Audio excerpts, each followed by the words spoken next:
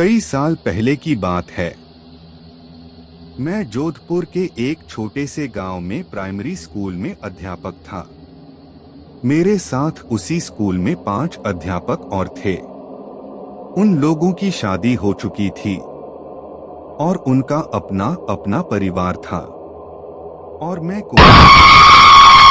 मेरी शादी नहीं हुई थी। सब लोग गांव में मकान भाड़े से लेकर रहते थे और मैं स्कूल के पास ही एक अलग छोटा सा कमरा बना हुआ था जिसमें मैं अकेला ही रहता था। स्कूल के चारों ओर खेत और झाड़ियां थी। स्कूल गांव से थोड़ी दूरी पर था। स्कूल में बिजली नहीं थी और मैं अकेला अपने कमरे में और खाकर सो जाता था। तभी मेरे एक दोस्त ने बोला कि आप अपना टाइम कैसे निकलते हो? कल से हम लोग खाना खाने के बाद रात में तुम्हारे पास आएंगे। तुम्हारा भी थोड़ा हंसी मजाक में टाइम पास हो जाएगा। दूसरे दिन स्कूल से छुट्टी होने के बाद घर पर जाकर खाना वाना खा के अपने कहे अनुसार मेरे सारे मित्र रात को 10 बजे मेरे घर पर आ गए और हम लोग बातें करने लगे। थोड़ी रात बीत गई। तभी हमारे एक मित्र ने कहा कि यहाँ पर ना तो बिजली है ना तो टीवी है। हम लोग बैठकर यहाँ पर क्या करेंगे? चलो आज हम लोग थोड़ी मस्ती करते हैं। दूसरे मित्र ने बोला हम अपने साथ ताश के पत्ते लाए हैं, चलो खेलते हैं। और हम लोग धीमी लालटेन को जलाकर उसके सामने बैठकर ताश खेलना चालू कर दिया।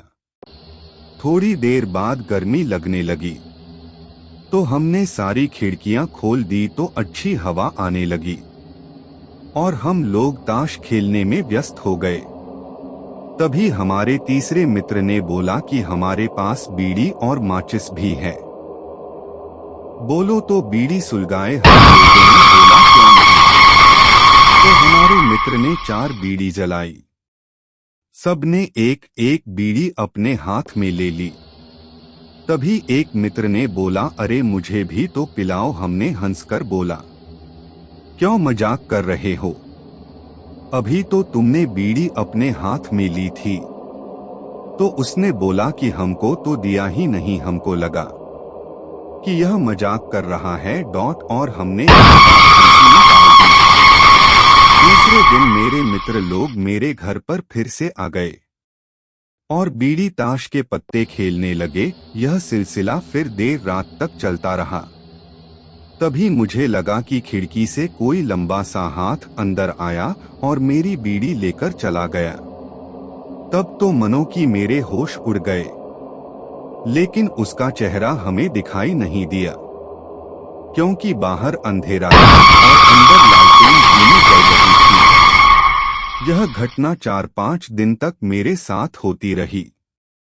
तो मैंने छठे दिन जब सवेरे मेरे मित्र लोग स्कूल में पढ़ाने आए तब मैंने यह बात सबको बताई। सबने बोला हाँ मैंने भी सुना है कि स्कूल के अंदर किसी अध्यापक ने किसी कारण जहर खाकर आत्महत्या कर ली थी और उसी की आत्मा आज भी स्कूल के आसपास भटकती रहती है। तो एक दिन एक मित्र ने बोला आज हम उससे पूछेंगे कि आप कौन हो, क्या पता कोई आदमी ही हो और हमारी तरह वह भी रात में टाइम पास करने आता हो। हमने बोला कि ठीक है। रात में मेरे सारे मित्र मेरे घर आए। आज तो 5वां आदमी भी खिड़की से अंदर आकर बैठ गया। साथ में ताश खेला और बीड़ी भी पिया। जब खेल खत्म हो गया तो वह खिड़की से बाहर जाने लगा। तभी मैंने आवाज दी काका कल फिर से आओगे? उसने कुछ नहीं बोला। इतना सब होने के बाद उसने हमें कोई नुकसान नहीं पहुंचाया था। हमारे एक मित्र ने उसके मुंह पर टॉर्च जलाई। तभी मैंने उसका हाथ पकड़ लिया, लेकिन टॉर्च के सामने हम लोगों ने उसका चेहरा देख लिया था। वह काला काला आदमी मटमैली सफेद रंग की धोती और मुंह पर बहुत सारे चेचक के निशान थे। सब लोग बहुत डर गए। सब ने बोला चलो गांव वालों को बताते हैं। हमने बोला नहीं, बच्चों के भविष्य का सवाल है। कोई अपने बच्चों को स्कूल में पढ़ने के लिए नहीं भेजेगा। तभी एक मित्र ने बोला चलो कल से जहां पर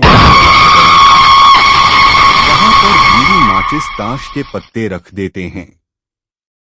क्या पता इसको भी इन चीजों में दिलचस्पी हो। दूसरे दिन हम लोगों ने ऐसा ही किया तो रात में वह अंदर खेलने नहीं आया। हम लोग ऐसा 4-5 दिन में एक बार रख के आ जाते थे। एक बार गांव वालों ने देख लिया और पूछा तो हमने सारी बातें बता दी। तब से आज भी वहां पर गांव वाले बीड़ी माचिस ताश के पत्ते हफ्ते में एक बार जरूर चढ़ाते हैं। और आज भी वह आत्मा किसी को परेशान नहीं करती।